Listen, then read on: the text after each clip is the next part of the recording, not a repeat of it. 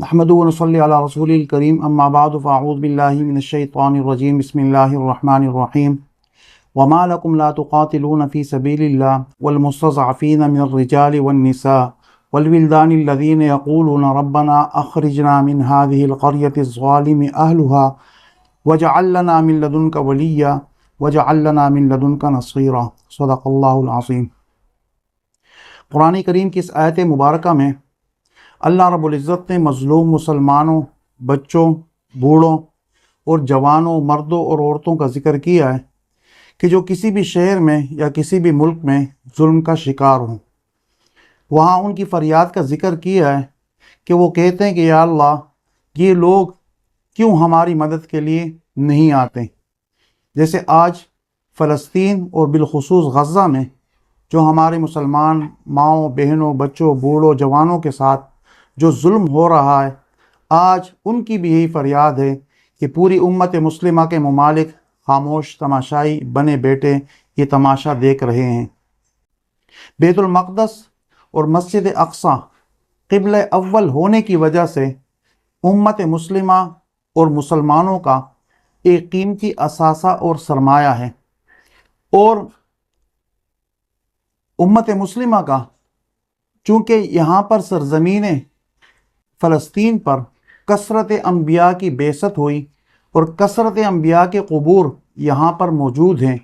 اس لیے اس فلسطین کی سرزمین کو سرزمین انبیاء بھی کہا جاتا ہے۔ مسجد اقصی اور بیت المقدس کے ساتھ مسلمانوں کا اور ایمان والوں کا ایک گہرا ایمانی رشتہ قائم ہے جو کسی بھی صورت میں اس کو نظر انداز نہیں کیا جا سکتا۔ یہود چونکہ سورہ فاتحہ کے مطابق مغضوب علیہم قوم ہے، اللہ تعالیٰ کے غضب کا شکار قوم ہے، اس وجہ سے ان کے اگر ماضی بعید میں دیکھا جائے تو اس قوم کے ہاتھوں میں انبیاء اکرام علیہ السلام کے خون سے ان کے ہاتھ رنگین نظر آتے ہیں۔ خود اپنی قوم اور اپنی امت کے صلحاء اور اتقیاء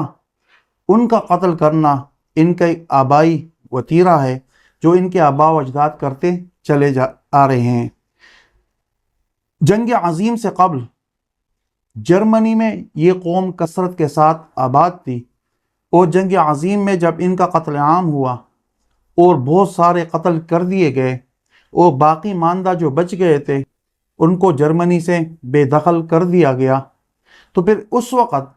پوری دنیا کے اندر کوئی بھی ملک ایسا نہیں تھا جو ان کے لیے پناہ دینے کے لیے تیار ہو۔ اس کی وجہ ان کی بے وفائی تھی، اس کی وجہ ان کی غداری تھی، اس کی وجہ ان کی عیاری اور مکاری اور چالاکی تھی۔ ان تمام خبیث عادات کی وجہ سے کوئی بھی ملک ان کو پناہ دینے کے لیے تیار نہیں تھا۔ جب برطانیہ کو یہ خطرہ لاحق ہوا کہ کہیں ایسا نہ ہو کہ یہ لوگ آ کر ہمارے ہاں آباد ہو جائیں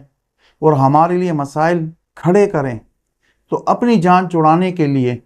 اور اپنے ملک کو محفوظ کرنے کے لیے انہوں نے ایک پروگرام بنایا، اور اس پروگرام کے تحت ان کو جا کر فلسطین میں آباد کیا گیا۔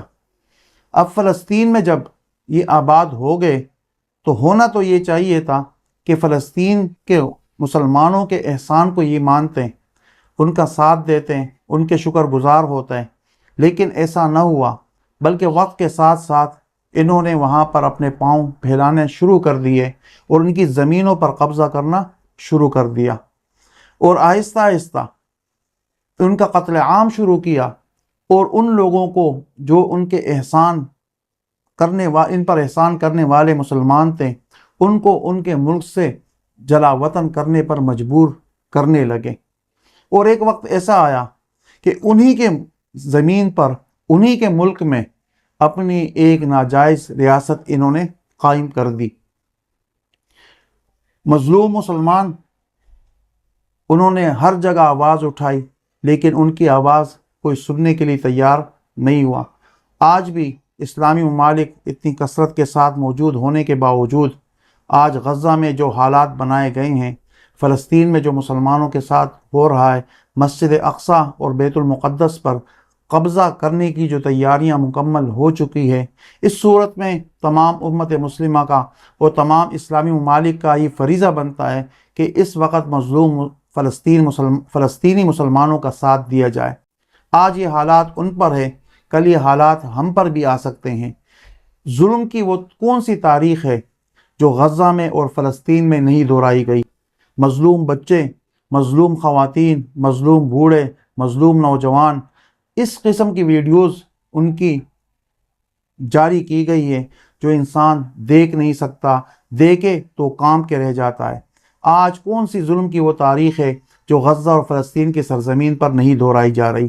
آج ہمارا فرض ہے کہ ہم اپنے مظلوم فلسطینی مسلمانوں کا ساتھ دیں، جتنا بھی ہو سکے دامے درمے سخنے ہم ان کا ساتھ دیں۔ اصل اسلامی ممالک کا حق بنتا ہے کہ وہ آگے بڑھ کر ان کے سروں پر ہاتھ رکھے، لیکن عوام جو مسلمان ہیں وہ ان کے لیے دعائیں کریں، اور جہاں تک ہو سکے ان کے اسرائیل اور اسرائیل کے ساتھ جتنے بھی ان کے ہم نوا ممالک ہیں، ان تمام ممالک کی مصنوعات کا بھرپور طریقے سے بائیکاٹ کیا جائے۔ اپنی خصوصی دعاؤں میں مظلوم فلسطینی مسلمانوں کو ہم یاد رکھیں۔ اللہ تعالیٰ مظلوم فلسطینی مسلمانوں کو اس ظلم کی چکی سے آزادی نصیب فرمائے۔ وما علینا الا البلاغ المبین۔